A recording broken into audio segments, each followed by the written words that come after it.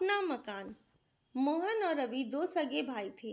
उन दोनों में करीब 15 साल का अंतर था।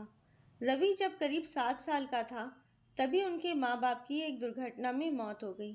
अब रवि के पालन पोषण की सारी जिम्मेदारी मोहन पर थी। प्राइवेट कंपनी में क्लर्क का काम करते मोहन की तनख्वाह किराए के मकान और रवि की पढ़ाई व रहन सहन में खर्च हो जाता। पढ़ाई पूरी होते ही रवि की नौकरी एक अच्छी कंपनी में लग गई और फिर जल्द शादी भी हो गई। बड़े भाई के साथ रहने की जगह कम पड़ने के कारण उसने एक दूसरा किराए का मकान ले लिया।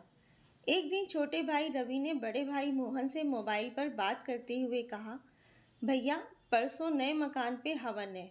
रविवार का दिन है, आप सभी को आना है। मैं गाड़ी भेज दूंगा। मकान लेने की बात जब मोहन ने अपनी बीवी को बताई तो उसकी आंखों में आंसू आ गए।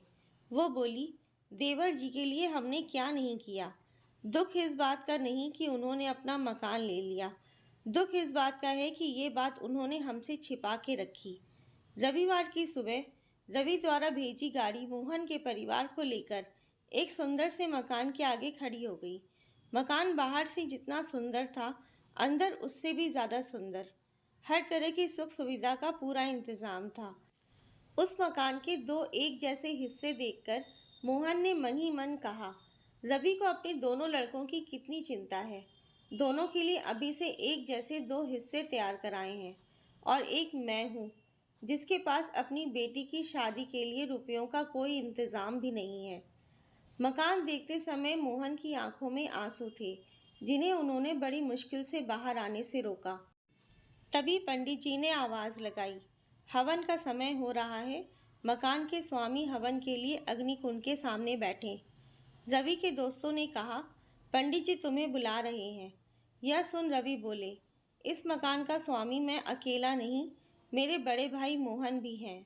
आज मैं जो भी हूँ सिर्फ और सिर्फ इनकी बदौलत। इस मकान के दो हिस्से हैं, एक उनका और एक मेरा।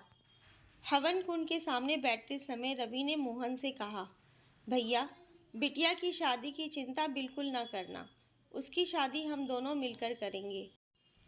पूरे हवन के दौरान मोहन अपनी आंखों से बहते पानी को पोंछ रहे थे, जबकि हवन की अग्नि में धुएं का नामो निशान न था।